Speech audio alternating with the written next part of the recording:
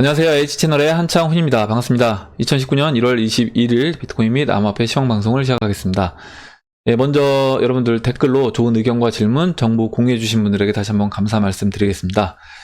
그리고 오늘은 제가 오전에 이제 댓글 못했던 부분, 이제 마지막으로 못했던 부분 그 소개를 해드리고, 그리고 차트 이제 요청하신 부분 차트 설명드리고, 마지막으로 제가 오늘 영상 마지막에 뉴스를 빼고 리플 가격 예상을 한번 해봤어요. 지난번에 비트코인 가격 예상한 것과 연계해서 리플 가격 예상을 한번 해봤습니다. 그래서 한번 같이 설명을 드려보도록 하겠습니다. 그럼 바로 이제 시작을 해볼게요.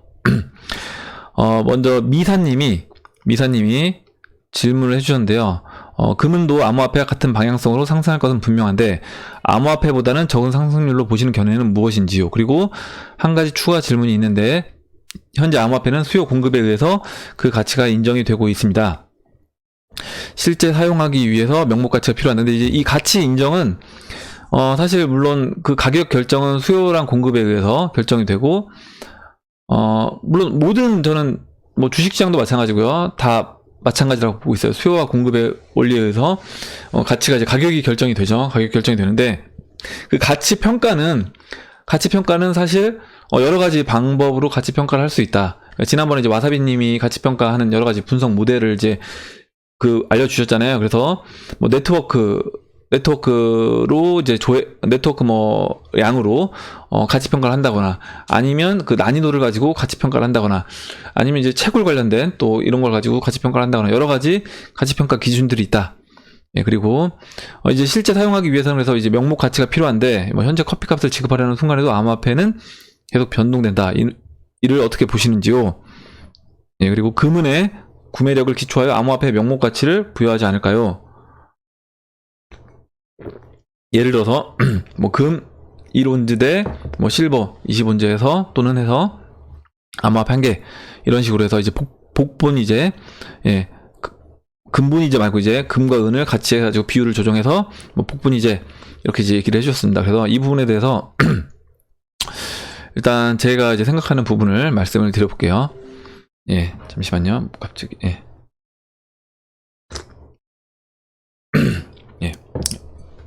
일단 금은하고 비트코인은 같은 방향성을 띈다. 근데 첫 번째 질문이 뭐였냐면, 금은보다 이제 비트코인이 보시면 이제 상승률이 더 높을 거다라고 봤는데, 그 이유가 이제 뭐냐, 이렇게 얘기를 해주셨습니다. 그래서 일단 아마 비트코인의 상승률은 이제 아실 거예요. 비트코인의 상승률은 이제까지 이제 10년 동안 비트코인 상승률은 어마어마한 상승률을 보였는 그것에 비해서 이제 금 같은 경우는 이제 상승률이 최근 이제 10년 동안 2002년부터 바닥 대비부터 채널 상단부까지라고 했을 때, 바닥 대비 채널 바닥에서 채널 상승 상단부까지라고 했을 때 상승률이 이제 656%입니다. 656%.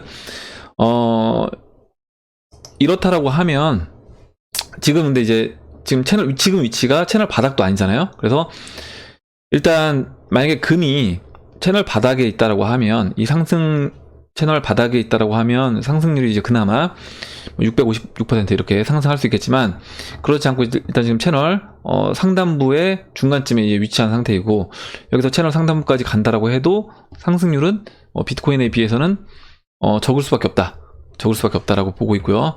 은도 마찬가지입니다. 은 같은 경우도 이제 바닥에서 채널 바닥에서 은 같은 경우 이제 올라갔다라고 했을 때, 채널 바닥에서 올라갔다고 했을 때 1299%예요. 1299%. 13배 정도 될 것 같은데, 13배 정도 되는데, 비트코인은 10년 동안 상승률을 보면 어마어마하잖아요. 그래서 이 금이라든가 은이 이 상승률을 따라가긴 쉽지 않고, 이 전체적인 그 상승 추세를 봐도, 상승 추세가 일단 은 같은 경우 현재 위치는 또 은도 마찬가지로 채널 중반쯤에 있는데, 여기서 채널 상단부까지 상승해준다라고 하더라도 그 상승률이 크지 않다. 246%로 이제 크지 않기 때문에, 물론 상승 추세를 뚫고, 금도 이 상승 추세를 뚫고 채널을 돌파해서 금값이 올라간다라고 하면 그 뭐 그건 이제 예외로 한다라고 하더라도요. 그렇다고 하면 이제 비트코인도 마찬가지로 채널 상단부를 돌파해서 위로 간다라고 이제 또 가정을 해야 되기 때문에 그걸 빼고 그 상승 그 추세를 놓고 봤을 때는 금과 은보다는 일단 비트코인, 암호화폐가 좀 더 상승률이 훨씬 더 크다라고 보고 있습니다. 거기에 이제 더해서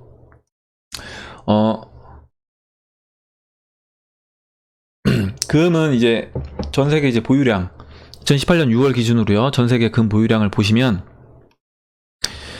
일단 미국이 1위입니다. 8,100톤. 그리고 이제 독일이 3,300톤. IMF가 이제 2,800톤. IMF는 뺀다고 하더라도요. 뭐 이탈리아, 프랑스, 러시아, 뭐 중국 이렇게 되어 있습니다. 근데 보시면 제가 지난번에도 말씀드렸지만 독일하고 이탈리아, 프랑스가 이제 유로존이죠. 근데 유로존을 합치면 미국과 거의 맞먹어요. 맞먹고 그다음에 이제 러시아가 최근에 금을 많이 모았습니다. 그리고 중국은 일단 드러난 건 1,840톤인데 중국 같은 경우는 실제 이 보유 그 자신들이 보유했다고 이제 발표한 이 양보다 그 인민은행을 통해서 2012년도 10년 동안 12년도부터 지속적으로 이제 금을 그 런던 금 거래소에서 500톤 가량의 금이 계속 나갔는데 그거를 이제 얘기하기를 뭐냐면 이 정도 매집을 할 수 있는 데는 중국 이제 인민은행밖에 없다 이렇게 얘기를 했습니다. 그래서 실제 그때부터 계속 500톤씩 중국이 매집을 했다라고 하면 그 양만 하더라도 거의 이제 어떻게 보면 일단 드러나진 않았지만 그 양만 하더라도 거의 뭐 미국보다는 이제 부족하긴 하지만 거의 독일 위에 있는 수준이 될 것이고 인민은행 그때 그 금거래협회요 금협회 중국의 이제 금협회 협회장이 대놓고 얘기를 했었죠. 우리가 이제 독일보다 많은 금을 이제 보유해야 된다 이런 얘기를 했었습니다. 그렇기 때문에 금이 상승을 하게 됐을 땐 오히려 이제 지금 이 유로존이 만약에 이 금의 양을 합친다라고 하면 미국의 기축통화로서의 그 기축통화의 패권이 위협받을 수 있다. 그리고 중국이 또 이제 보유하고 있는 그 양이 상당하기 때문에 금값을 이렇게 채널 상단부를 돌파하면서까지 끌어올리지는 않을 거다라고 보고 있어요. 예. 그리고 마찬가지로 뭐 이제 은은 이제 JP모건이 뭐 전 세계 은 보유량의 50% 이상을 JP모건이 보유하고 있다. 매집을 했다 이런 얘기가 있었는데 결과적으로 은값만 따로 뭐 금값은 안 올라가면서 은값만 상승시킨다. 이거는 쉽지 않다라는 거죠. 물론 이제 금, 은 상승을 할 때 아까 이제 보셨던 것처럼 은 상승률이 금 상승률보다 높을 수는 있습니다. 그러니까 우리 비트코인보다 알트코인들의 상승률이 높은 것처럼 그렇게 이제 상승률이 높을 수는 있지만 어찌됐든 은값이 뭐 JP모건이 은을 매집해서 은값을 이제 올린다라고 했을 때 그 은 올라가는 것과 마찬가지로 금도 일정 부분은 같이 따라서 올라갈 수밖에 없다. 근데 이제 그렇게 됐을 때는 오히려 이제 미국이 미국 뒤에 있는 금융세력이죠. 그 페드가 그 기축통화의 패권을 잃을 수가 있기 때문에 저는 이제 금, 은을 가지고 그쪽을 비중을 실어서 상승하지는 않을 거다 이렇게 보고 있습니다. 어디까지나 이것도 물론 제 개인적인 의견이에요. 네, 개인적인 의견이고 뭐 이거는 이제 제가 이제 말씀드리고 싶은 건 뭐냐면 이거에 대해서 이제 의견은 달라질 수 있는 겁니다. 물론 저도 금, 은 그리고 이제 비트코인, 뭐 달러 이렇게 같이 포트폴리오를 구성해서 끌고 가야 되는 건 맞다라고 보지만 거기서 이제 힘을 실는 거는 각각 이제 개인이 내가 어떤 판단을 하느냐에 따라서 이제 달라지는 거고 그리고 이제 금, 은을 가지고 어떤 이 명목 가치를 부여했다. 명목 가치를 부여해서 뭐 어떤 금과 은에 패깅된 암호화폐를 만들어서 이걸 가지고 금은에 패깅된 어떤 코인을 가지고 이거를 암호화폐를 가지고 하면 되지 않겠냐 이렇게 얘기하시는 분들이 있는데 결과적으로 이제 그건 스테이블 코인인 거예요.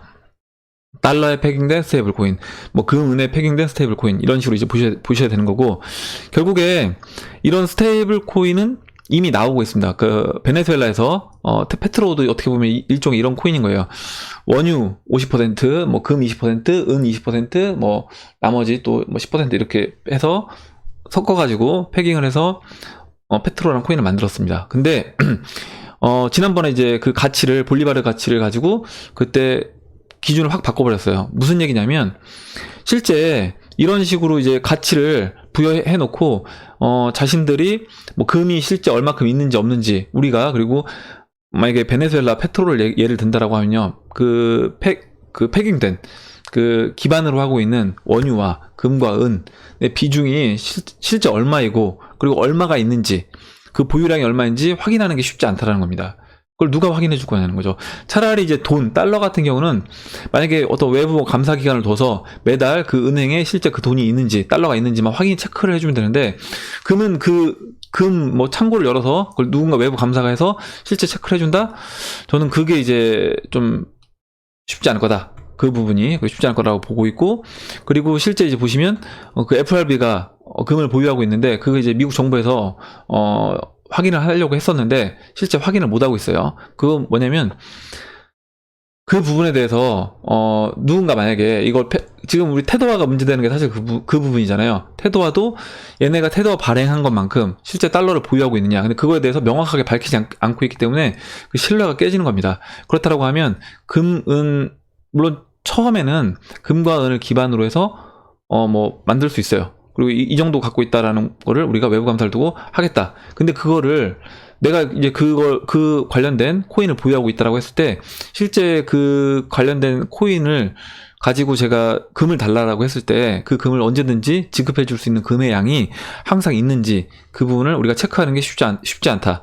어떻게 보면 이제 근본인재가 무너진 것도 이제 그런 부분 때문에 무너진 것처럼 저는 뭐 이게 이제 어떻게 보면 말만 바꿨지 결과적으로 이거는 지속되는 건 쉽지 않다고 생각을 하고 있습니다. 그래서 지난번에도 이런 식으로 뭐 금은을 기반으로 한 다이아몬드를 기반으로 한 이런 코인들은 우리가 좀 평가하는 것 자체가 쉽지 않다고 이제 얘기를 했었습니다. 그리고 이제 약간 사기일 확률도 높다 이런 식으로 얘기를 했었죠. 그리고 이제 이거에 따라서 만약에 이건 근데 이제 뭐 제가 지금 미사님을 뭐 이 내용을 가지고 뭐 설득하거나 이렇게 하려고 하는 건 아니고 그냥 제가 보는 관점만 얘기해 드리는 거고요. 결국에 이제 보시면 이렇게 분석을 어떻게 하느냐에 따라서 내가 어떤 관점을 놓고 보느냐에 따라서 나는 은으로 앞으로 이 화폐 가치가 그러니까 지금 보시면 그 달러의 가치 우리 법정 화폐의 가치가 0으로 간다는 거에 동의하시는 분들은 굉장히 많은데 그 부분에 대해서 그 이후에 어떤 일이 벌어질지 그 달러의 가치가 금으로 갈지 은으로 갈지 아니면 암호화폐로 갈지 어디로 갈지 이 부분에 대해서 아니면 이번에도 또 양적 완화를 할지 이 부분에 대해서 이제 논의가 많고 논쟁이 많고 또 생각이 다 다르기 때문에 그 부분은 각자 이제 제가 봤을 때는 여러 자료를 종합해서 각자 선택을 하는 거다. 이렇게 말씀을 드릴게요. 그리고 이충희님이 엔화를 왜 안전자산이라고 하는 건가요? 엔화 가치는 달러나 원화보다 가치 하락이 느려서인가요? 이렇게 얘기해 주셨는데요. 이거는 그 안전자산이라고 하는 거는 뭐냐면 위기 상황이 왔을 때 그 돈들이 과연 어디로 몰리는지 결국 돈이 몰리는 곳이 안전한 곳이라고 저는 판단한다는 거죠. 그러면 우리가 화폐를 놓고 봤을 때 그 법정 화폐들 뭐 엔화, 위안화, 달러 이렇게 화폐들 제가 차트를 보여드렸잖아요. 그 차트를 보면 결과적으로 실제 어떤 경제 위기 상황이 왔을 때 그 돈들이 어느 돈으로 가장 많이 몰리느냐. 그 몰린다는 건 뭐예요? 수요가 많다는 거고 수요가 많다는 거는 이제 가격이 올라간다는 겁니다. 그래서 그 가격이 올라가는 돈을 이제 보면 그게 이제 엔화다. 달러보다도 엔화가 그 경제 위기 상황일 때는 엔화가 이제 올라갔다. 그리고 달러 대 엔화 차트를 보면 계속 이제 우하향하고 있습니다. 그 얘기 뭐예요? 달러 가치가 계속 떨어지고 있다는 거예요. 엔화 대비해서. 그렇게 이제 보시면 될 것 같아요. 그래서 이제 엔화가 안전자산이라고 이제 얘기를 하고 있습니다. 그리고, 마크님이 얘기해 주셨는데, 뭐냐면, 1년 전 예측했던 상황과 비슷하게 흐르는 것 같다 기분이 이상합니다. 현재 주식시장의 반등은 마지막 불꽃놀이가 될 것입니다. 라고 얘기해 주셨고, 저도 이제 이 부분에 대해서는 동의를 하고 있습니다. 그리고, 다음으로 이제 요미요미님이 얘기를 해 주셨어요.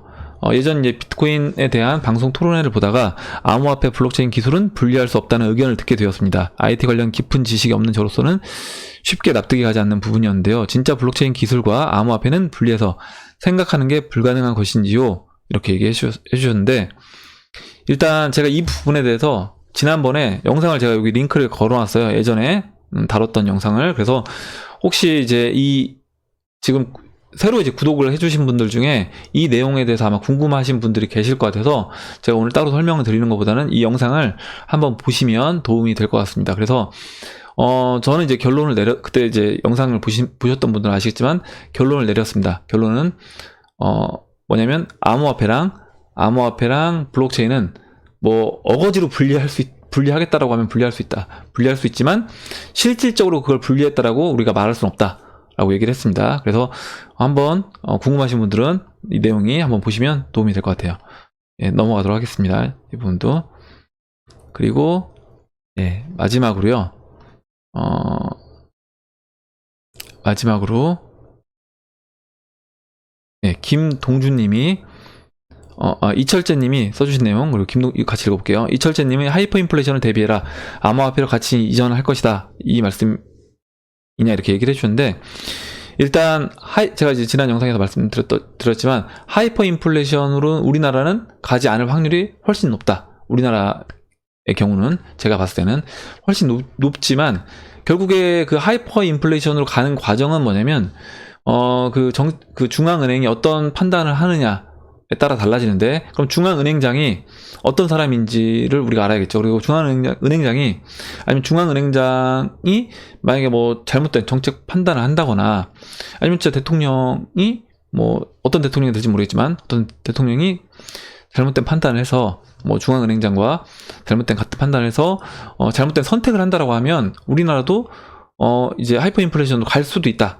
뭐 진짜 우리가 절대 안 간다라고 얘기는 할 수 없기 때문에, 그렇게 된다라고 했을 때 우리는 어떤 준비를 해야 될 것인가, 그 부분에 대해서는 우리도 이제 생각을 해보고 있어야 된다고 있어야 됩니다. 예. 그래서 이제 그 부분은 말씀을 드렸던 거고요. 마지막으로 이제 암호화폐로 가치가 이전되기까지 최소 2년이 필요하지 않을까 싶네요.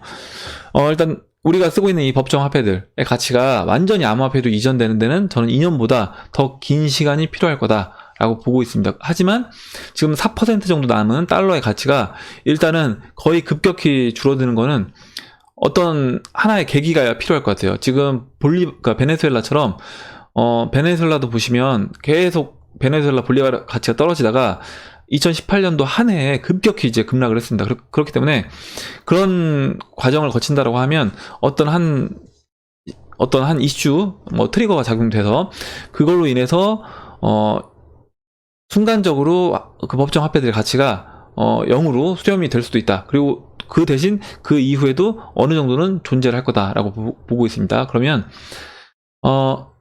저는 그래서 2년은 더 걸릴 거다라고 보고 있고요. 그 과도기적 단계를 거치고 만약 법정 화폐가 진짜 어떤 의미 없는 수준까지, 우리가 이제 계산하는데 법정 화폐가 의미 없는 수준까지 떨어지게 되면, 그때는 뭐 메뉴판에도, 우리가 이제 보고 있는 메뉴판 같은 거에도 법정 화폐는 이제 사라지게 되겠죠. 그 전까지는 법정 화폐 단위와 뭐 암호화폐 단위를 병행해서 같이 쓰는 식으로 저는 갈 거라고 보고 있습니다. 예, 그러면 이제 차트를 보도록 할게요. 여기까지 하고, 일단 비트코인 차트는 특별한 내용은 없습니다. 일단 올라갔다가 4시간 봉에서 보시면 이 122평선 맞고 떨어졌지만 중요한 건 어찌됐든 지금 제가 이 어깨를 만들어주고 있는 왼쪽 어깨와 이 오른쪽 어깨가 제가 뭐라고 말씀드렸냐면, 일단 오른쪽 어깨가 그 2월 초까지 만들어질 것이다. 그리고 오른쪽 어깨를 2월 초까지 만들고 나서 그 이후에 이제 2월 초쯤에 이 돌파해서 상방으로 갈 수 있다라고 얘기 드렸는데, 일단은 지금 이 안에 지금 보시면 이 추세선 빨간색으로 보여드리는 이 추세선 안쪽에 일단은 계속 위치해 있기 때문에 아직까지는 뭐 추세 이탈된 상황은 없다. 여기서 물론 아래로 깨고 내려간다라고 하면 전저점을 이제 확인하러 갈 것이고요. 그리고 이제 그 이후에 만약 그렇지 않고 여기서 이제 상방으로 돌파가 돼서 지금 이 빨간색 추세선 제가 보여드리는 이 추세선을 돌파한다고 하면, 그때는 말씀을 드렸던 이제 5,500하고 5,700을 테스트하러 올라갈 거다라고 말씀을 드렸습니다. 근데 일단은 지금 제가 보는 관점은 1월 말까지는 이 영역 안에서 비트코인 가격은 움직일 거다라고 보고 있는 겁니다. 예. 특별하게 이제 변동된 내용은 없기 때문에 이렇게 설명드리고 넘어가도록 할게요. 다음에 이제 오전에 김진영님이 피백스 차트를 여쭤보셨어요. 예. 일단은, 시총이 82위인가 그렇더라고요. 그래서 일단은, 저는 이제 시총 최대한 좀 넓게 잡는다고 하더라도 시총 30위 안에 있는 종목들 중에서 되도록이면 이제 선택을 하셔라. 진짜 여러분들이 확실하게 이거는 내가 공부를 다 했는데 진짜 좋은 코인이다 라고 하는 거 아니면 되도록이면 이제 시총 30위 안에 있는 코인들을 보시고, 이거는 이제 그 김진영님이 여쭤보셨기 때문에 제가 차트적인 피백스에 대한 내용은 저도 잘 모르고 그냥 차트적인 관점에서만 설명을 드릴게요. 일단은 PBX 이렇게 차트를 보시면 이렇게 BTC 마켓에서 하락 추세를 돌파를 하고요. 돌파를 하고 지금 보시는 것처럼 이렇게 상승 움직임을 잠시만요. 상승 움직임을 보였습니다. 이 상승 채널 안에 움직이고 있고, 보시면 이번에 상승했을 때 지난 그 상승 채널 고점에서 이제 맞고 떨어졌는데, 일단은 지금 보시면 이 맨 위에 있는 이동평균선이 200일 이동평균선입니다. 그래서 200일 이동평균선까지 다 돌파가 됐고, 그 200일 이동평균선을 돌파한 이후에 지금 보시면 지금 그 200일 이동평균선까지 다시 내려와서 돌파 후에 지금 눌러주고 안착된 모습입니다. 안착된 모습이고, 지금 보시는 것처럼 50일 이평선과 120일 이평선이 이렇게 상방으로 턴을 했기 때문에 흐름은 나쁘지 않다. PBX는 흐름은 나쁘지 않고, 여기서 이제 추가적인 흐름을 보여주려고 한다고 하면 지난 이제 고점 역할을 했던 이 지금 사토시 가격으로 0.000294 이 사토시를 넘어가 줘야 된다. 이 자리를 넘어가 줘야 된다. 보시면 0.000294 이 자리가, 그러니까 0.0003이라고 보시면 될 것 같아요.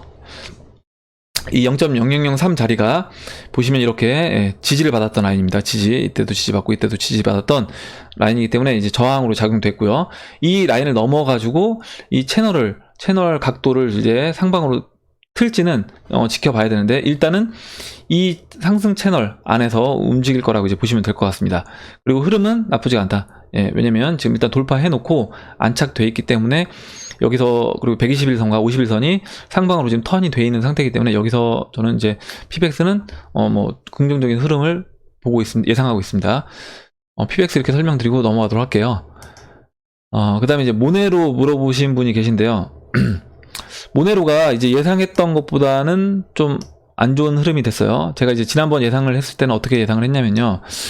이때처럼 이제 저점을 높이고요. 저점을 높이고 이 하락 추세를 돌파하고 눌러준 이후에 이때 이제 121선까지 보시면 이렇게 121선까지 상승을 해줬고, 이번에도 저희가 이제 목표치는 121선까지 잡았습니다. 근데 121선까지 가지 못하고 이제 51선 맞고 떨어졌어요. 그래서 그러니까 눌러주고 상승은 나왔는데 51선 맞고 떨어졌고, 지금 이렇게 51선 맞고 떨어지고 지금 완전 역배열된 상태입니다. 15, 50, 120, 200 이렇게 완전 역배열 되어 있는 상태예요.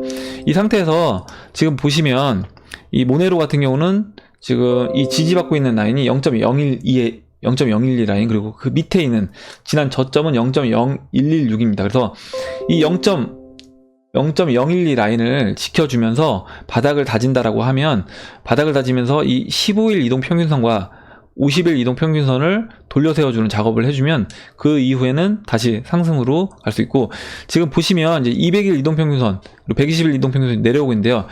이게 이제 좀 더 내려올 때까지 여기서 이제 돌파하지 않고, 저는 이 지금 사토시 0.012 사토시에서 바닥을 다지면서 좀 더 이렇게 횡보하는 흐름을 보여줄 것으로 보고 있습니다. 이때 이제 왜냐면 원래 가려고 했으면 이때처럼 이 15일 이동평균선 위에서 지지를 종가상 끝내고 이렇게 반등이 나와줬어야 되는데, 지금 15일 이동평균선을 깨고 내려왔어요. 깨고 내려왔기 때문에 앞으로 당분간 모네로는 좀 시간이 걸릴 것으로 보인다. 시간이 걸릴 것으로 보인다. 다음 이제 대시를 설명드리겠습니다. 대시도 이제 물어보신 분이 계셔서, 대시는 보시면 이렇게 대시 일봉 차트예요. BTC 마켓 일봉 차트고, 이렇게 큰 하락쇄기형 모습에서, 하락쇄기형의 꼭지점이 지금 여기 위치해 있습니다. 근데 이런 하락쇄기형의 꼭지점까지 가지 않는다고 제가 말씀드렸어요. 보통 이제 3분의 1 지점 정도를 남겨놓고 돌파가 됩니다. 그래서 지금 완전 역배열되어 있는 상태예요. 15일, 50일, 120, 200 이렇게 완전 역배열되어 있는 상태인데, 여기서 이제 한 타이밍에서 이제 만약에 지금 15일 이동평균선과 50일 이동평균선이 거의 이제 붙어 있잖아요. 여기서 이 15일 이동평균선이 50일 이동평균선을 골든크로스가 내주면서 돌아 나간다라고 하면 이 하락쇄기형을 돌파하면서 상승 흐름으로 대시는 바꿔줄 수 있다. 그러기 위해서는 우선적으로 이 하락쇄기형을 돌파하면서 50일 이동평균선을 넘어가주는 모습을 보여줘야 된다. 사실 이때 거래량도 어느 정도 실리면서 돌파가 돼서 이제 50일 이평선 위에 이제 안착이 돼서 이제 갈 수도 있겠다라고 했는데, 그 다음에 바로 이제 음봉으로 깨고 내려왔어요. 깨고 내려와서 다시 이렇게 지지부진한 모습을 보이고 있습니다. 근데 지금 이제 뭐 계속 이 꼭지점까지 가진 않을 거라고 보고요. 그 전에 돌파하는 흐름을 저는 보여줄 거라고 생각을 하고 있습니다. 네, 그래서 이제 뭐 대시도 시간이 뭐 좀 더 필요하긴 하겠지만 어느 타이밍에 사실 반등할지 모르기 때문에 이거는 그냥 홀딩을 하고 계시면 될 것 같습니다. 다음으로 이제 마지막으로요, 리플 가격을 말씀드리고 끝내도록 할게요. 제가 지난 시간에 금 차트 관련해서 2월 달에, 만약에 올해 이제 2월 달에, 2월 말에 ETF가 승인이 됐을 때, 금 차트가 ETF가 승인된 다음에 움직임을 보면서 이제 설명을 드렸습니다. 그때 보시면, 제가 이제 좀, 그때 영상을 보시면, 예. 제가 이제 이때, 이 영상이 언제 영상이냐면 12월 30일 날 제가 만든 영상이고요. 이제 ETF가 2월 달에 승인이 된다라고 했을 때, 그때 이제 승인이 된 이후에 금 차트가 이렇게 올라간 것처럼, 잠시만요. 제가 비트코인이 이때 가격을 계산했는데, 이거는 지금 비트코인 차트입니다. 비트코인에서 가격을 계산했고, 예, 가격을 계산해서 이제 51,000달러고, 그 시간은 이제 6월경에 이제 51,000달러가 되면 우리나라 이제 원화 금액으로 5,600만 원 정도 될 거다. 이 영상하고 이제 아마 제가 댓글로 욕도 좀 많이 얻어먹었는데, 일단 좀 이렇게 금액을 제시하면서 제가 이렇게 하면 항상 안 좋게 얘기하시는 분들이 있더라고요. 그래서 이번 리플도 약간 걱정이 되긴 하는데, 일단 어디까지나 전제 조건이 있는 겁니다. 뭐냐면 전제 조건은 이거예요. 금 ETF가 승인되고, 그 다음에 이제 비트코인 차트가 움직인 것처럼, 그러니까 금 차트가 움직인 것처럼 비트코인도 지금 비트코인 차트 모양과 금 차트 모양이 지금, 이 금 차트 모양 그때 제가 지난 영상에서 했던 건데, 보시면 이제 흡사합니다. 흡사하기 때문에 여기서 이제 상승이 나와주면서, 그러니까 2월 말까지 바닥을 찍고 다시 한번 상승을 해주면서, 이때 ETF가 승인이 된다라고 하면, 그때 그 이후에 그 비트코인 가격도 같이 따라서 이제 이 금 차트 모양 패턴대로 간다라고 했을 때, 가격이 이제 51,000달러. 그래서 이제 원화로 5,600만원 이렇게 계산이 됐습니다. 51,000달러가 정확하게 맞는지 모르겠는데요. 일단은 대략 뭐 5만 달러라고 하고요. 그리고 5,600만원 이렇게 계산이 됐고, 일단 이 6월경에 이제 2월 달에 ETF 승인되고, 그래서 이제 6월경에 비트코인이 5,600만원이 된다라고 하고 가정을 하고요. 보시면 지금 리플이 작년에 보시면요, 작년에 이제 비트코인 가격 같은 경우는 12월 4일날 고점을 찍었습니다. 달러 기준으로 12월 4일날 고점을 찍었어요. 12월 4일날 고점을 찍고, 오히려 이제 리플은 그때부터 상승을 했습니다. 그때부터 상승을 해서 이제 1월 1일까지 상승을 했어요, 리플이. 그 얘기는 뭐냐면, 리플 같은 경우는 이제 한 달 늦게, 비트코인보다 한 달 정도 뒤에, BTC 마켓에서 상승을 했다. 물론 원화 시장에서 같이 상승을 하는 거죠. 그렇다라고 하면, 제가 리플 차트를 보고 이제 설명을 드리겠습니다. 좀 제가 이제 차트를 그렸는데 지금 이게 차트가 내려와 있어서, 일단 좀 보수적인 관점에서 제가 이제 최대한 그래도 보수적으로 한번 차트를 설명을 드려볼게요. 예, 보시면 일단 지금 주봉으로 하고요, 로그를 적용을 해서요. 보시면 일단 이게 주봉 차트고요. 리플 BTC 마켓이고 비트렉스 차트입니다. 여기서 지금 BTC 마켓에서 리플이 이런 식으로 이제 상승을 했죠. 지금 이 추세로 상승을 했습니다. 이렇게 상승을 했는데, 제가 좀 더, 잠시만요. 여러분들 보기 쉽게 좀 더 눈금 영역을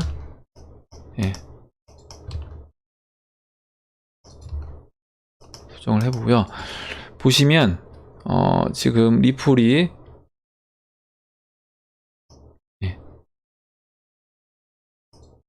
제가 최대한 지금 보시면 2017년 5월에 이 5월하고요, 그 다음에 2018년 1월에 상승했을 때 이 윗꼬리를 빼고요, 지금 보시면 최대한 2015년 고점과 그리고 2018년 고점이 만나게 약간 이쪽 부족하긴 한데 이렇게 해서 한번 그려보겠습니다. 최대한 각도를 낮게 해서 보수적인 관점으로.